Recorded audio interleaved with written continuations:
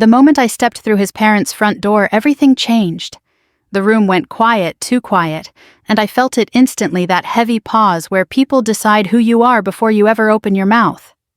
His mother's smile froze halfway. His father's eyes dropped to my shoes and stayed there a second too long. Someone laughed softly, like it was a joke I hadn't heard yet. And my fiancé squeezed my hand once, not to protect me but to warn me. That was when I knew. Whatever test I thought I was running that night, I wasn't the only one being judged. I need to tell you about that dinner because it taught me something I wish I'd learned years earlier. But to understand why it mattered, you have to know who I really am and who I let them believe I was. My name is Claire. I'm 37 years old, and for the last 6 years I've made just over $39,000 a month. Not a year, a month. I won't get into the exact details yet, but it's legitimate, steady, and hard-earned. I didn't inherit it. I didn't marry into it. I built it slowly, carefully after a decade of working late nights and saying no to things most people said yes to. And almost no one knows. I don't live in a gated community. I drive a 5-year-old sedan with a dent in the rear bumper. I rent a modest apartment near a grocery store and a public library. My clothes come from normal places, no logos, no labels screaming for attention. I learned early that money changes how people look at you, and worse, how they treat you when they think you have it. So I stopped telling them. When I met Daniel, that choice felt right. He was kind in that quiet, dependable way that feels rare after a certain age. He worked in operations for a regional manufacturing firm. Solid job, solid benefits. The kind of man who irons his shirts on Sunday nights and calls his mother every Wednesday. On our third date, he asked what I did for a living. I told him I worked in consulting and analytics, which was true. When he asked how much I made, I smiled and said, "Enough to be comfortable." He nodded, relieved. He didn't press. Over time, he filled in the blanks himself. I let him. He assumed my income was modest. He paid for dinners without complaint. He talked about our future like it would require careful budgeting and sacrifices. Sometimes he'd say things like, "Once I get promoted, things will be easier for us," and I'd just smile and change the subject. It wasn't deception, not really. It was omission. And I told myself that if he loved me without the numbers, then it was real.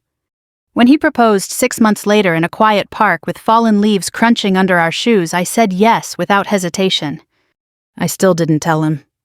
Daniel talked about his parents often. His father Robert was retired now, but he'd spent 30 years at the same company.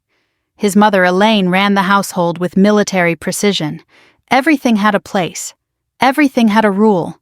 They were proud of their stability, proud of their reputation, proud of what they called doing things the right way. I'd heard that phrase before. It usually came with strings attached.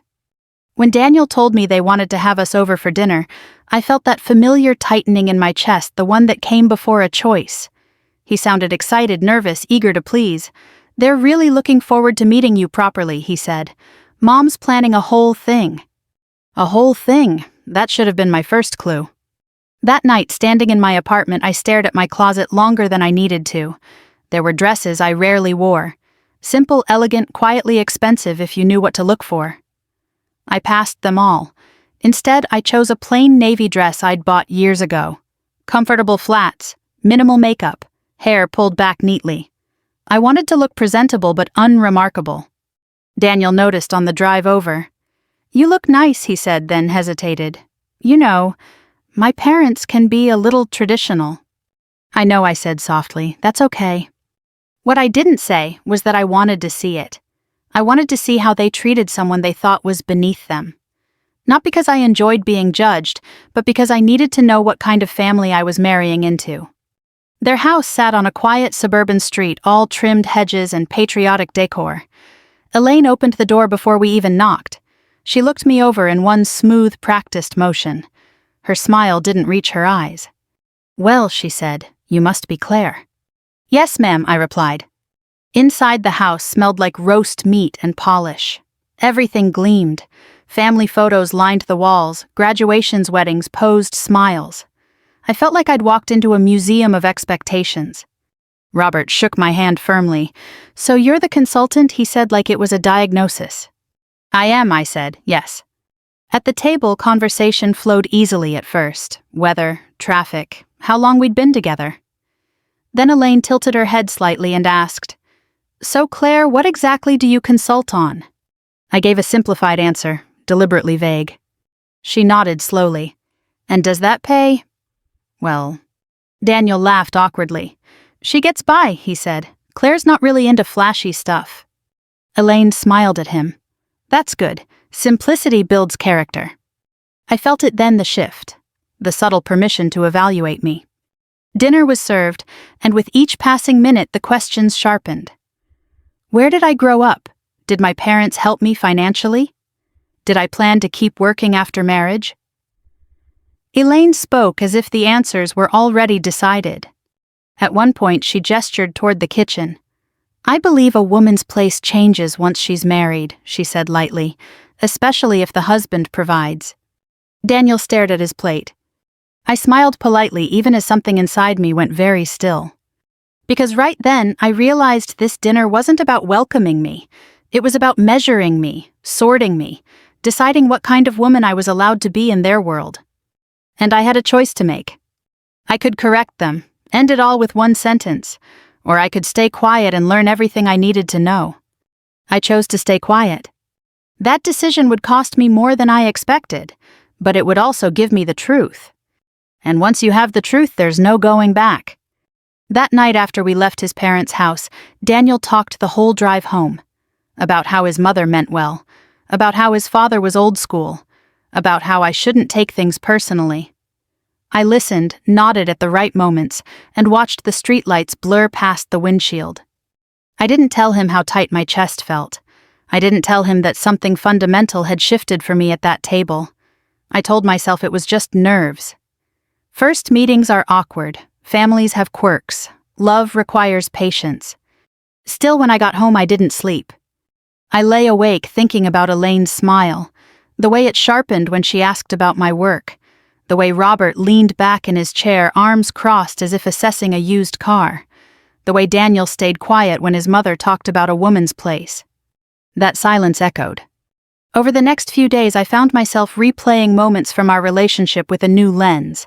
Little comments Daniel had made that I'd brushed off at the time. "You don't really need a big career, do you?" he'd said once, smiling like it was a compliment. "It's nice that you're not ambitious, like some women," he'd joked another time. I'd laughed then. I wasn't threatened by those words. I was confident in myself and what I'd built. But confidence can make you careless. It can make you assume other people are operating from the same place of respect. They weren't. A week later, Elaine called Daniel and invited us over again. "Just family," she said. "Nothing fancy." Daniel sounded relieved when he told me, "See, she likes you. She just needs time."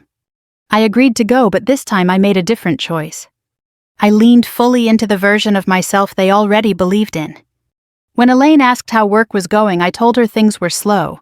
When she mentioned rising costs, I sighed and said I was being careful. I let her fill in the rest. And she did, eagerly. "Well," she said, patting my hand across the table, "it's good Daniel is such a stable man. You'll be safe with him." Safe, the word landed heavy. Robert chimed in. "Marriage is about knowing your roles," he said. "A household runs smoother when everyone sticks to what they're good at." I smiled. I agree. Daniel looked at me surprised, maybe even proud, as if I'd just passed some test. That should have scared me more than it did. As the weeks went on, their tone shifted from polite judgment to comfortable condescension.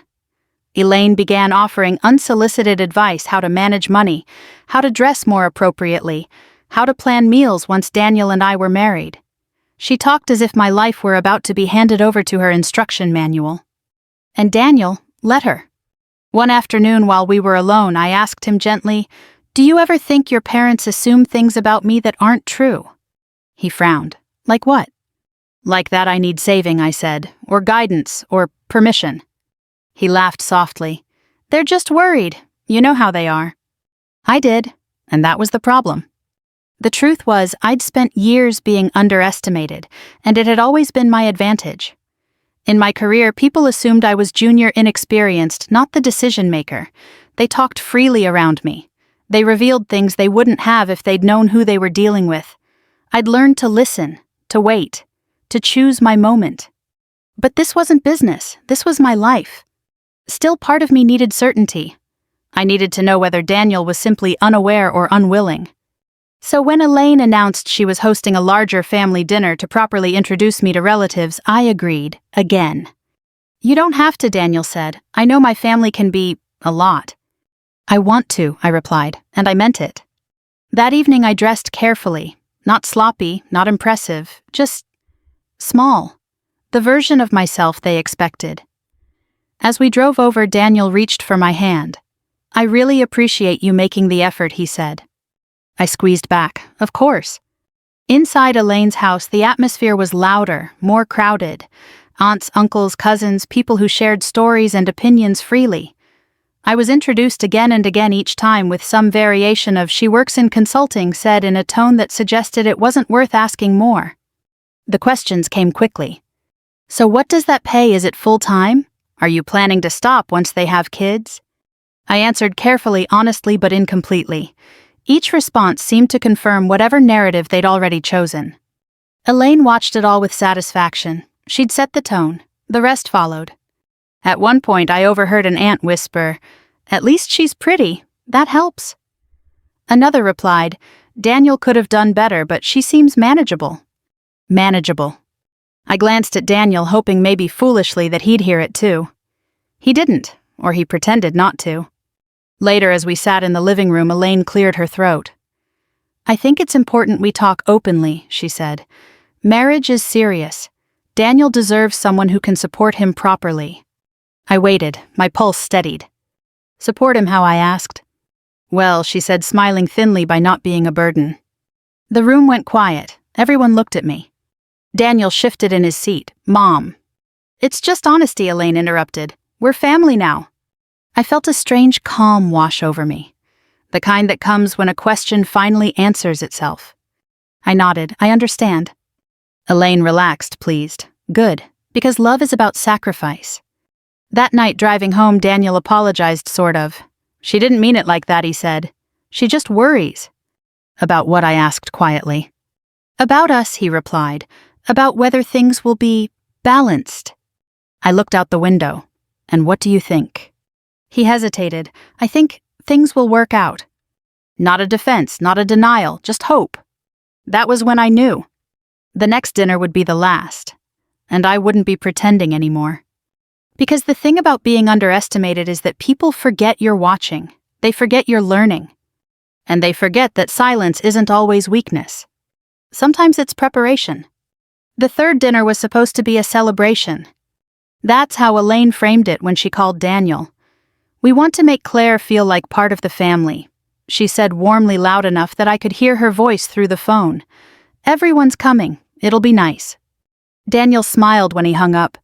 "See, I told you. She just needed time." I smiled back, the kind of smile you give when you already know the ending. This time the house was full before we arrived. Cars lined the street. Laughter drifted out through the open windows. The porch light glowed like a stage lamp, and for a moment I felt as if I were about to step into a play where everyone else had already memorized their lines. As soon as we walked in, conversations paused. Not abruptly, just enough. Enough for me to feel it. Elaine hurried over and kissed Daniel on the cheek. She hugged me next lightly, like she was worried I might wrinkle. "You look comfortable," she said, her eyes flicking over my dress. "Thank you," I replied. The living room buzzed with voices. Someone pressed a glass of wine into my hand without asking. Someone else asked Daniel about work. No one asked me anything. I stood beside him, nodding, smiling, waiting. It didn't take long. "So Claire, a cousin," said eventually, leaning back in his chair. "Still doing that consulting thing?" "Yes," I said. "That must be unpredictable," he added. "Daniel's job is much more stable." Elaine nodded approvingly. Stability matters, especially for a man who'll be supporting a family. I opened my mouth, then closed it. Daniel said nothing. Dinner was announced and we moved to the table. Elaine had arranged the seating carefully. Daniel was placed near his father, surrounded by people eager to talk shop. I was seated between an aunt who spoke loudly about her grandchildren and a teenage niece who barely looked up from her phone. Plates were filled, grace was said. The clink of silverware filled the silence that followed. That's when the questions turned sharper.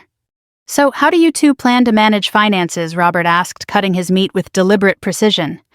"Marriage requires realism." Daniel cleared his throat. "We'll figure it out."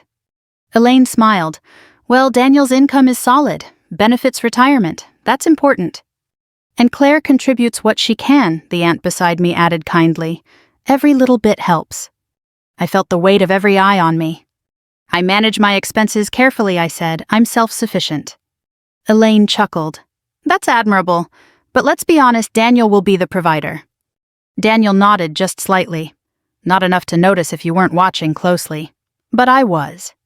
Someone across the table said, "So you'll probably stop working once the kids come." When Elaine corrected, I took a breath. I haven't decided. Elaine's smile tightened. "Well, decisions like that affect the whole family." The word family echoed in my head. Not warmth, not belonging, obligation. As the meal went on, the comments piled up. Suggestions disguised as advice. Assumptions wrapped in concern. "You'll want to learn to cook Daniel's favorites. You'll need to be careful with spending. It's good you're not career-obsessed." At one point, Robert leaned back and said, "A man needs to feel respected in his own home." I looked at Daniel. He stared at his plate. Something inside me shifted, not anger yet, but clarity, the kind that strips away excuses. After dinner, Elaine ushered everyone into the living room for dessert. She'd made her famous pie. People complimented it lavishly. I did too. It was good, sweet, predictable. As coffee was poured, Elaine sat across from me and folded her hands. "Claire," she said, "we should talk about expectations." The room quieted. I could feel it again, that collective pause. "Of course," I said. She smiled like a teacher addressing a slow student. "Marriage isn't just about love. It's about knowing your place. Daniel comes from a proud family. We value tradition."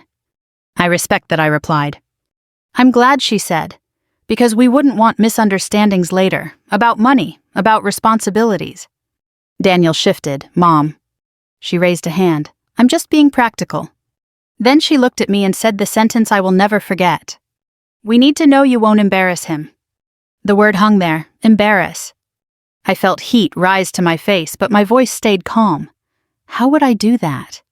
Elaine gestured vaguely. "By expecting more than you can offer.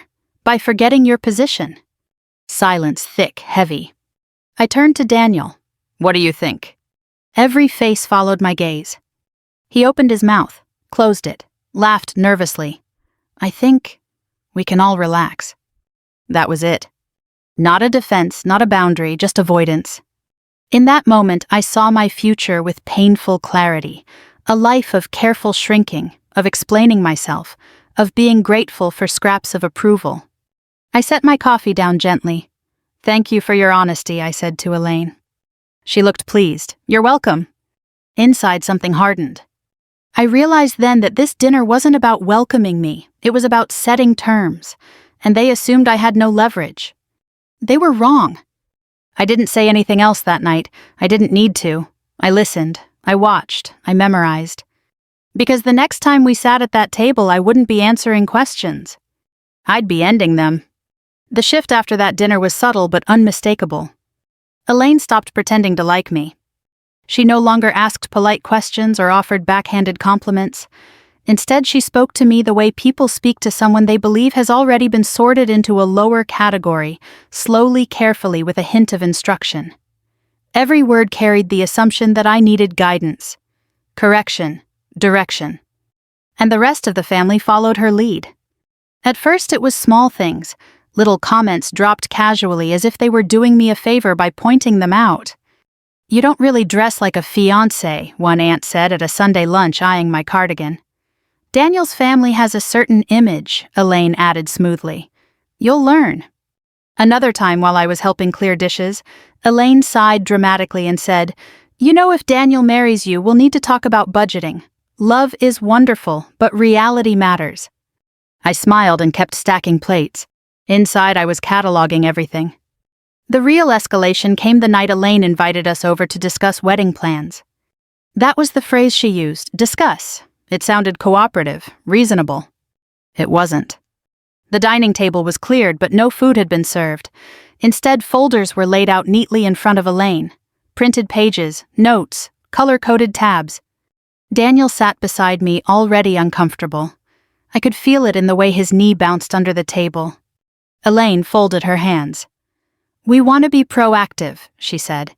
"There are things that need to be clear before you move forward." Robert nodded. "Marriage is a contract whether people like to admit it or not." I kept my posture relaxed. "What kind of things?" Elaine opened a folder. "Finances," she said immediately. "Specifically how dependent you'll be on Daniel." Daniel looked at me startled. "Mom." "I'm not accusing," she said quickly. "I'm being responsible." She turned back to me. "Claire, we've noticed you don't talk much about your income. That worries us." I let a small, uncertain smile appear. "It's not very exciting." "That's the problem," she replied. "Daniel deserves stability." There it was again. Stability. Their favorite word. What it really meant was control. Robert leaned forward. "If you're going to marry into this family, there are expectations. Transparency is one of them." I nodded slowly. "I understand." Elaine took that as encouragement. "We've seen too many situations where a woman leans too heavily on her husband. Emotionally, financially. It creates resentment." I waited.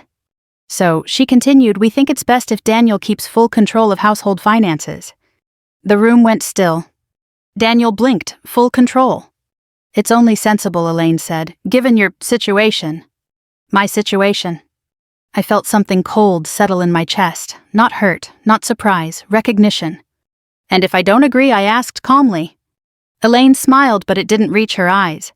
"Then perhaps this marriage is premature." Daniel stiffened. "That's not fair." Elaine turned to him. "I'm protecting you." I looked at Daniel. This was his moment. The moment that would tell me everything I needed to know. He opened his mouth, hesitated, then said, "Maybe we should think about it." That was the answer. From that night on, the disrespect lost all subtlety. Elaine stopped including me in conversations, entirely speaking about me instead of to me. She's sensitive. She doesn't really understand how things work. She means well. At a family gathering, a cousin joked loudly, "Careful, Daniel. If she marries you, you'll be paying for everything." Laughter followed. I waited for Daniel to say something. He smiled weakly and changed the subject. The worst moment came 2 weeks later at Elaine's birthday dinner. We were seated at a long table in a restaurant surrounded by people, strangers at nearby tables, waitstaff moving in and out, a public setting. Elaine was in rare form animated, confident, holding court. Halfway through the meal, she raised her glass. "I just want to say how proud I am of my son," she announced. "He's built a good life for himself. He's responsible. He's generous." She paused, then added with a thin smile, "And generous men sometimes attract dependence." A few people chuckled. I felt the heat rush to my face. My heart pounded once hard, then steadied. I turned to Daniel. "Did you hear that?" He stared at his napkin. "She's just joking." Elaine continued, "I only hope he chooses someone who enhances his life, not complicates it." That did it. I stood up. The chair scraped loudly against the floor. Conversations nearby quieted. Elaine's smile faltered. "I need some air," I said evenly. Daniel reached for my arm. "Claire, please." I looked at him, really looked at him. "Not now," I said. Outside, the night air was cool. I stood there for a moment, breathing, grounding myself. I wasn't angry. I was finished. Daniel came out a minute later. "You embarrassed my mother," he said quietly. I laughed once, not kindly.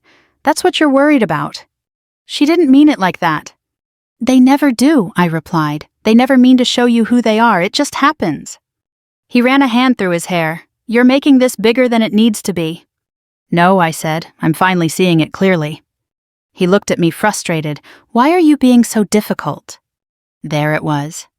Difficult. Not disrespected, not hurt, difficult. I nodded slowly. "Thank you for saying that." "For what?" "For confirming something I've been trying not to see." We drove home in silence. That night, lying awake beside him, I made my decision. I wouldn't argue, I wouldn't plead, I wouldn't explain. The next conversation wouldn't be about feelings. It would be about facts. And once those were on the table, there would be no more pretending. The morning after Elaine's birthday dinner, I woke up with a strange sense of calm. Not relief, not sadness, clarity. Daniel was already dressed when I came into the kitchen. He stood at the counter, scrolling through his phone, jaw tight, shoulders tense. He looked like a man bracing for a conversation he didn't want to have. "About last night," he began. "I know," I said gently. "You don't want conflict." He exhaled, grateful. "Exactly. My family can be intense, but they mean well. You just have to learn how to navigate them." Navigate them. Like an obstacle course, like a test I was failing. "I've been navigating my whole life," I said quietly. "I'm tired." He frowned. "You're taking this too personally." That phrase again. The one people use when they don't want to take responsibility. I poured myself coffee and sat down. "Daniel, do you think what your mother said last night was okay?"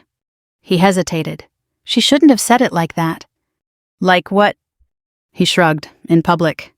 So it wasn't the meaning that bothered him, just the setting. I nodded slowly. And if she'd said it in private? He didn't answer. That silence felt heavier than anything Elaine had ever said. It told me that in his mind her words weren't wrong, just inconvenient. Over the next few days, Daniel avoided the subject entirely. He worked late. He fell asleep early.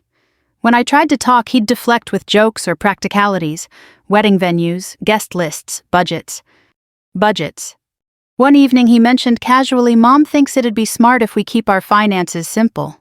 One main account. Easier that way." "Easier for who?" I asked. "For us," he said quickly, "less confusion." I looked at him. And whose name would be on it? He blinked. "Mine, at first."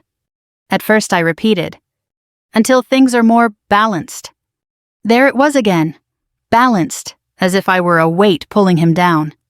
I realized then that Daniel didn't see my silence as strength or restraint. He saw it as agreement, as compliance. And the longer I stayed quiet, the more comfortable everyone became, pushing me further into a box I didn't belong in. Elaine called the next day. "I hope you're not holding grudges," she said sweetly. "Family requires forgiveness." "I'm not holding anything," I replied. "I'm just listening." She laughed lightly. "Good, because Daniel needs a wife who's flexible." Flexible, another word for small. That night, Daniel and I sat on opposite ends of the couch. The television was on, but neither of us was watching it. "Do you ever defend me when I'm not there?" I asked suddenly. He glanced at me. "What do you mean? When your family talks about me, do you ever tell them to stop?" He shifted uncomfortably. "I don't want to make things worse." "For who?" I asked. "For everyone." I leaned forward. "Daniel, your mother called me a dependent. She suggested I hand over control of my finances. She implied I would embarrass you, and you said nothing." He rubbed his temples. "You know how she is." "I do," I said. "That's why I'm asking how you are." He looked up, irritation flashing across his face. "Why are you putting me in the middle?" The question stunned me. "I'm not asking you to choose," I said softly. "I'm asking you to stand up." He scoffed. "You're overreacting." That was the moment something inside me finally let go. I realized Daniel wasn't confused. He wasn't conflicted. He was comfortable. Comfortable letting me absorb the discomfort so he didn't have to. And worse, he didn't see it as betrayal. He saw it as peacekeeping. The final straw came the following Sunday. Elaine invited us over again. "Just lunch," she said. "We should clear the air." I almost didn't go. But then I remembered why I'd started this. Why I'd stayed quiet. Why I needed the truth. At the table, Elaine launched into her concerns immediately. "We've been thinking," she said, folding her napkin, "about how this marriage will work long term." Robert nodded. "It's important Daniel isn't stretched too thin." Elaine looked at me. "So we think it's best if you take on more domestic responsibilities." I waited. "Cooking," she continued, "managing the home, supporting Daniel emotionally." "And financially?" I asked. She smiled indulgently. "Well, that's his burden." I turned to Daniel. "Do you agree?" He looked at his parents, then at me. His voice was barely audible. "I think it makes sense." That was it. No hesitation, no apology, no acknowledgement of how deeply wrong this was. In that moment, I felt something strange and steady settle over me. Not anger, not heartbreak, resolve. I stood up. I think I've heard enough, I said calmly. Elaine frowned. Sit down, we're not finished. I am, I replied. Daniel reached for my hand. Claire, please don't do this here. Do what I asked. Refuse to disappear. The room was silent. I've been quiet out of respect, I said. But silence isn't agreement. And it isn't weakness. Elaine scoffed. You're being dramatic. No, I said. I'm being honest. I looked at Daniel one last time. This was your chance. For what he asked. To show me who you are when it matters. I picked up my coat and walked out. Behind me, Elaine's voice rose in indignation. Daniel didn't follow. That night alone in my apartment, I sat on the edge of my bed and stared at my phone, at the unanswered messages, at the missed calls. I knew what came next. I'd stayed silent long enough. And the truth once spoken would change everything. I didn't hear from Daniel for 2 days. No calls, no apologies, no explanations, just silence, the same silence he'd offered me every time his family crossed a line. It felt fitting in a bitter way. When someone shows you how they handle discomfort, believe them. On the third morning, my phone rang. Elaine.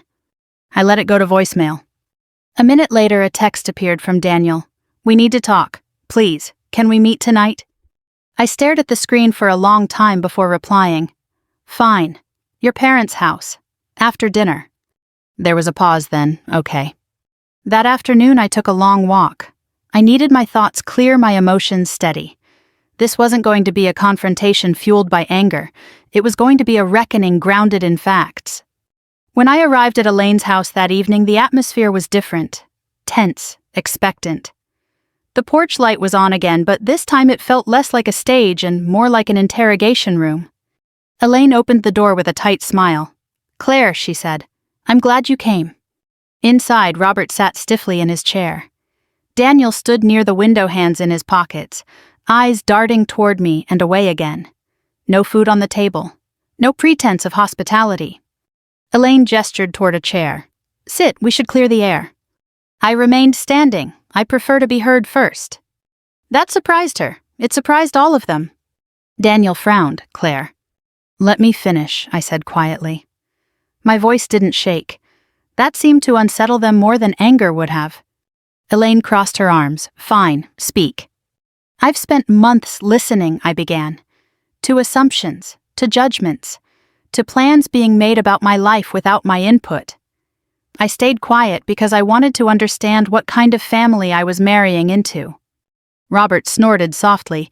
We were just being practical. No, I said. You were being entitled. Silence fell. I was treated as a burden, as a risk, as someone who needed to be managed. And Daniel, I turned to him, you let it happen. He swallowed. I didn't want to choose sides. I wasn't asking you to choose, I replied. I was asking you to protect me. Elaine stepped forward. This is getting dramatic. I met her gaze. Then let's make it simple. I reached into my bag and placed a single folder on the table. Clean, professional, no tabs, no color coding, just numbers. What's that? Robert asked. My income statements, I said.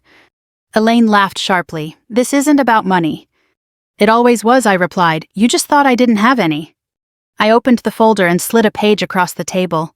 I make $39,000 a month. The words hung there. Robert leaned forward, squinting at the paper. Elaine's smile faltered. Daniel's eyes widened. That can't be right, Elaine said.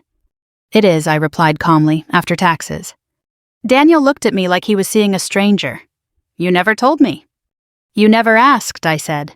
And when you assumed, you were comfortable with that assumption. Elaine shook her head.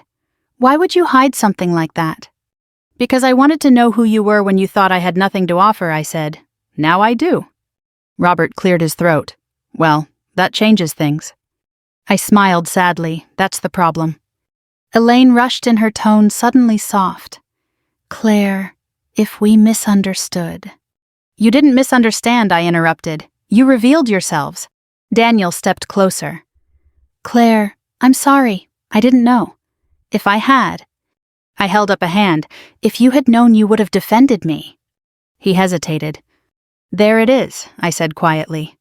You weren't silent because you were confused. You were silent because you thought I needed you. Elaine looked offended.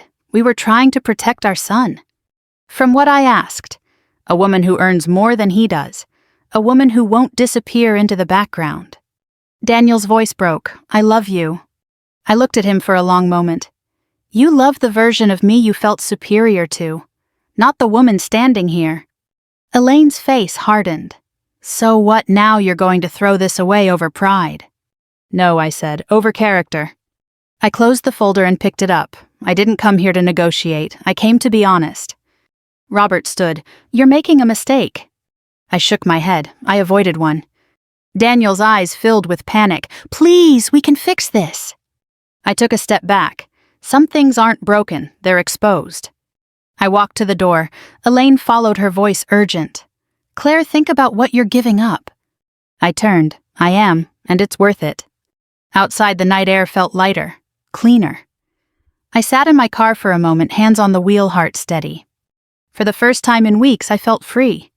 Because the truth doesn't just change how others see you. It changes how clearly you see yourself. I didn't see Daniel again after that night.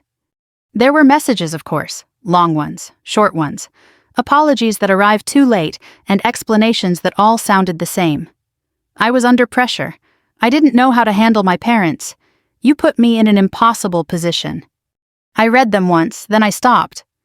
What struck me most wasn't the regret, it was the pattern.